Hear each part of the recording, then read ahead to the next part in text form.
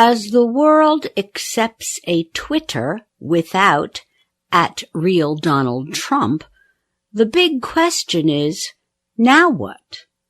Major technology companies have long been accused of giving President Donald Trump special treatment that other users did not receive.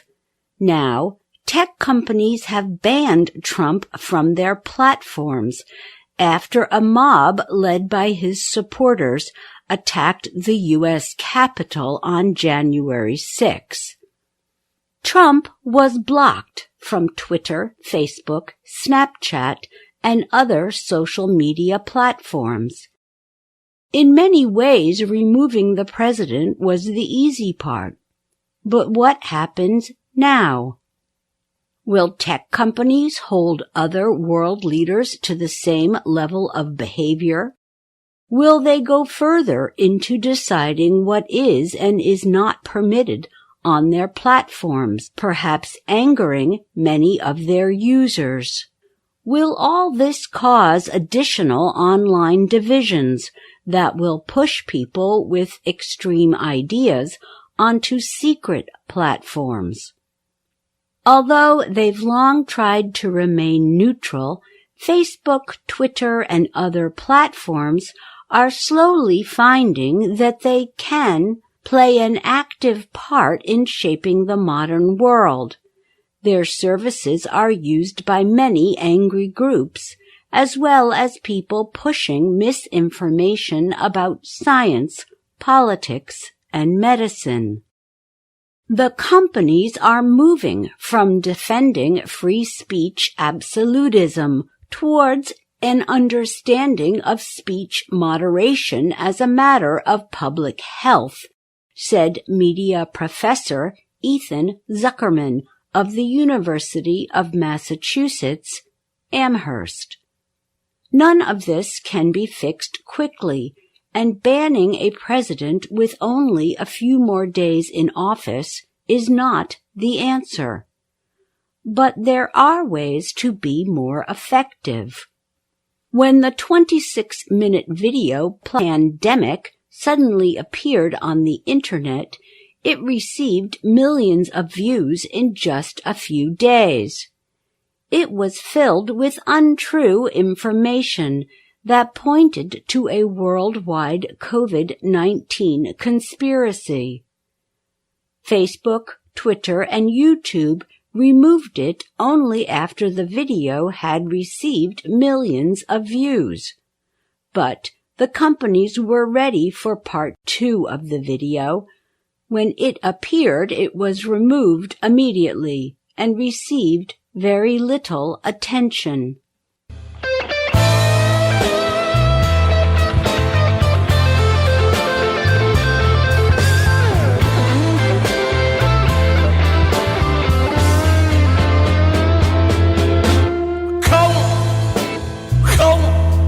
Tôi không còn yêu em nữa.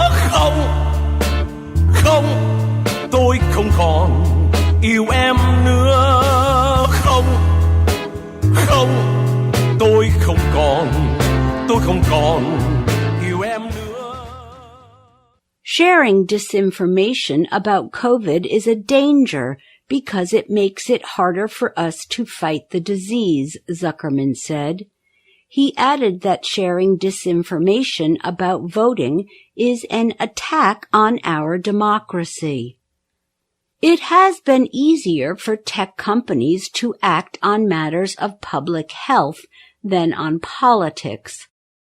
Corporate reactions to Trump and his supporters have led to angry cries of censorship. Such actions even drew criticism from European leaders such as German Chancellor Angela Merkel, and she has little love for Trump. Merkel's spokesman, Stefan Seibert, said freedom of opinion is one of our most basic rights. He told reporters that such a right can only be removed or changed by governments, not by a decision by the management of social media platforms. That may be possible in Europe, but it is much more complex in the U.S., where the First Amendment of the U.S. Constitution protects freedom of expression from government rules. However, it does not protect freedom of expression from corporate rules on privately owned communication platforms. Governments, of course, remain free to regulate tech companies. Over the past year, Trump, other Republicans, and some Democrats have called for the removal of a 1996 law known as Section 230. The law protects social media platforms from being sued for a lot of money by anyone who feels wronged by something someone else has posted. Still, few are happy with the often slow reactions of companies like Twitter and Facebook to events like the U.S. Capitol attack, other violent events, or live-streamed shootings.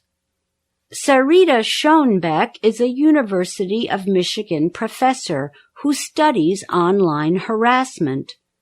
She said it might be time for the platforms to re-examine how they react to problematic material. Until recently, tech companies have looked only at problematic material on its own. They have not thought about the broader social and cultural effect, she said. She added that companies should look at democratic ideals, community governance, and platform rules to shape behavior. Jared Schroeder is an expert on social media and the First Amendment at Southern Methodist University.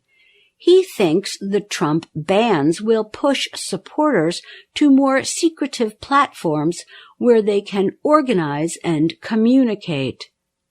The bans have taken away the best tools for organizing people and for Trump to speak to the largest audiences. But these are by no means the only tools, Schroeder said. I'm Susan Shand. Tôi không còn yêu em nữa. Tôi không còn yêu em nữa.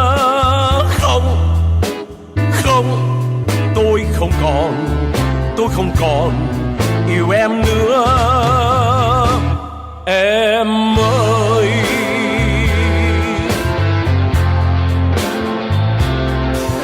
tình đời thay trắng đổi đen, tình đời còn lắm bon chen, tình đời còn lắm đam mê, nên tình còn lắm ê chê.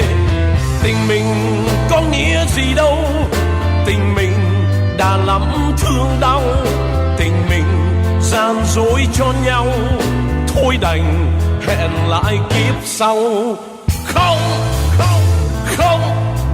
tôi không còn yêu em nữa. Tôi không còn yêu em nữa. Tôi không còn yêu em nữa. Em ơi,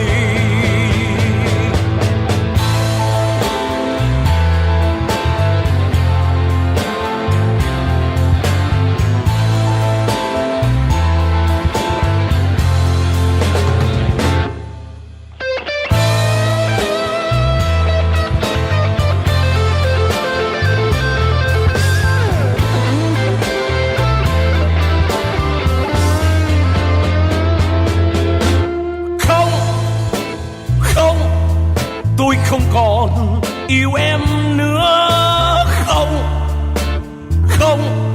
Tôi không còn yêu em nữa. Tôi không còn yêu em nữa. Em ơi,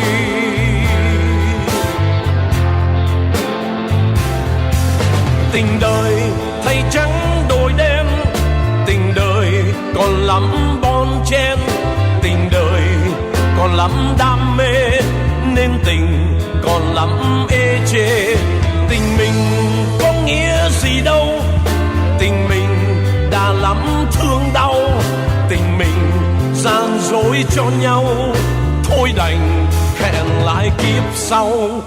Không, không, không, tôi không còn yêu em nữa. Không, không, không, không, tôi không còn yêu em nữa.